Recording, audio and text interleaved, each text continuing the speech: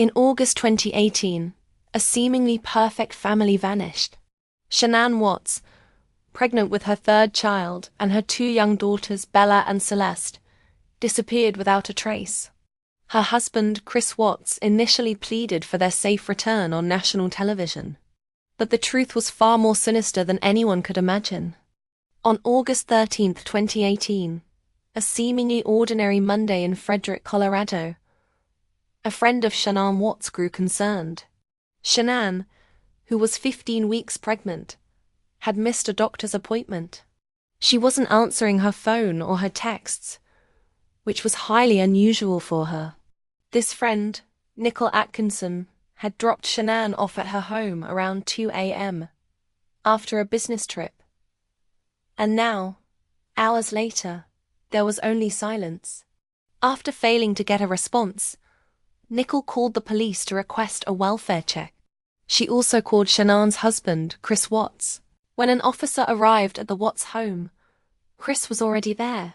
He let the officer in, and together they walked through the silent house. Everything seemed to be in place. Shanann's car was in the garage. Her purse was on the kitchen counter, and her phone was tucked between the sofa cushions. The only things missing were Shanann and her two young daughters, 4-year-old Bella and 3-year-old Celeste. The beds were unmade, but there were no signs of a struggle.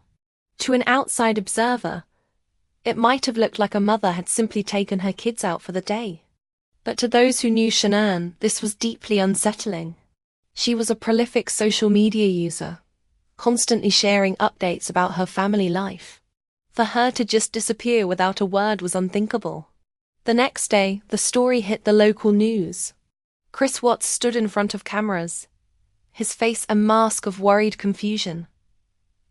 He pleaded for his family's safe return.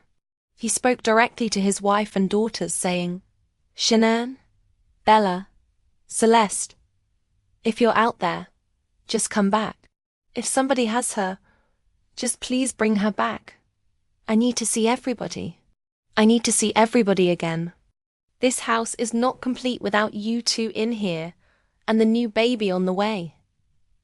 He described the emotional turmoil of coming home to an empty house, the last time he saw them, the routine of their final evening together. His performance was convincing to some, but to others, something felt off. Law enforcement and seasoned viewers of true crime noted his calm demeanor, his lack of visible, raw emotion. He referred to his family in the past tense at times, a subtle slip that raised red flags for investigators. While the community rallied, organizing search parties and holding vigils, the investigation was quietly zeroing in on the man who seemed to be the grieving husband and father. The initial search was extensive. The Colorado Bureau of Investigation and the FBI joined the local police. They combed through the house, analyzed phone records, and began interviewing friends and family.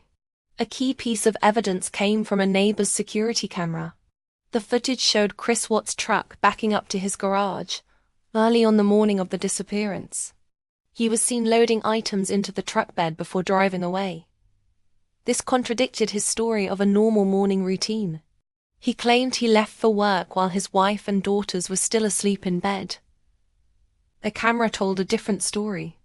As the pressure mounted, Chris's story began to crumble. Investigators brought him in for another interview. They presented him with the inconsistencies in his statements and the evidence they had gathered. They also asked him to take a polygraph test. The results were damning.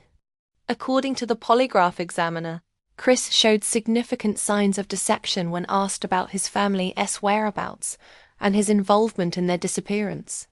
The facade was cracking. Finally, cornered and with nowhere left to run, Chris Watts asked to speak with his father. It was in that room, with his dad present, that he began to confess. But the story he told was a twisted, self-serving lie. In this first version of his confession, Chris painted himself as a victim. He claimed that after he told Shanann he wanted to separate, she flew into a rage and took the lives of their two daughters. He said he then, in a fit of his own rage, killed Shanann. It was a horrific story designed to shift the blame onto his murdered wife. A desperate attempt to paint his own monstrous actions as a reactive, justifiable impulse. Investigators were skeptical. The narrative didn't align with what they knew about Shanann, a devoted mother who documented her love for her children daily. They knew there was more to the story, and they continued to press him for the truth. The truth, when it finally emerged, was far more cold-blooded and calculated than his initial story suggested. Chris Watts had been having an affair. For weeks, he had been living a double life, planning a future with his mistress, a future that did not include his wife or his children. The financial strain of a growing family, coupled with his desire for a fresh start, had become his motive. His family was an obstacle to be removed. In his full confession, he admitted to killing Shanann in their bedroom shortly after she returned from her trip. Then, he put her body in his truck, along with his still-living daughters Bella and Celeste. He drove them to a remote oil field owned by his employer, Anadarko Petroleum. There, under the vast, empty Colorado sky, he committed the final, unthinkable acts. He smothered his 2 little girls, one by one, and disposed of their small bodies in separate oil tanks. He buried his pregnant wife in a shallow grave nearby. He then went about his day, calling his children's school to unenroll them, and contacting a real estate agent about selling the family home, all while his family lay in their crude graves. He acted as if it were just another day. A chilling display of his complete detachment from the gravity of his actions. The discovery of the bodies confirmed the investigators' worst fears. On August 16th, Shanann's body was found, followed shortly by the recovery of Bella and Celeste from the oil tanks. The community's hope turned to horror and grief. The man who had pleaded on television for his family's return was the one who had brutally taken their lives. The case sent shockwaves across the country and the world. How could a father do this? The idyllic family photos and loving Facebook posts that Shanann had shared stood in stark contrast to the brutal reality of what happened behind closed doors. The legal proceedings were swift. Faced with overwhelming evidence, including his own confessions, Chris Watts pleaded guilty to multiple counts of first-degree murder, unlawful termination of a pregnancy, and tampering with deceased human bodies. He made this plea deal to avoid the death penalty, a decision supported by Shanann's family, who did not want to endure a long, painful trial. On November 19, 2018, just 3 months after the murders, Chris Watts was sentenced to 5 life sentences without the possibility of parole-free consecutive, and 2 concurrent plus an additional 84 years for his other crimes. During the sentencing, the courtroom was filled with raw emotion. Shanann's father, Frank Ruchek, spoke directly to Chris, calling him a heartless monster. He said, "I trusted you to take care of them, not kill them. They also trusted you. You disgust me." The prosecutor detailed the horrific final moments of the children's lives, revealing that Bella had fought back against her father. The details were heartbreaking and painted a clear picture of Chris Watts's cruelty.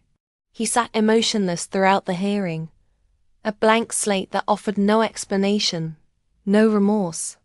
The aftermath of the Watts family murders continues to linger. The case has become a subject of intense public fascination and scrutiny, spawning documentaries, books, and endless online discussions. It serves as a chilling reminder that evil can hide behind the most ordinary of faces, and that the curated perfection of social media often conceals dark and painful truths. The story of Shanann, Bella, Celeste, and their unborn son, Nico, is a tragedy that highlights the devastating consequences of domestic abuse and deceit. For the families left behind, the pain is immeasurable. They are left to navigate a world without their loved ones, forever haunted by the why. Why did a man who seemed to have it all, a beautiful family, a nice home, a good job, choose to annihilate everything he had built?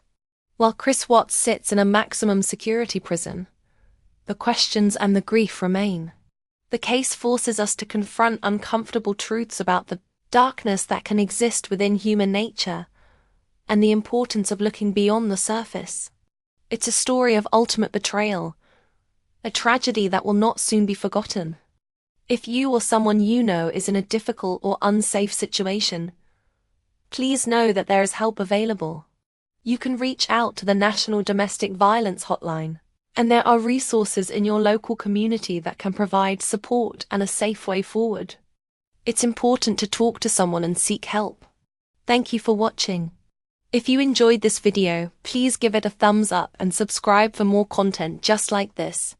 And remember, if you're going through a tough time, please reach out for help. You're not alone. Thanks for watching.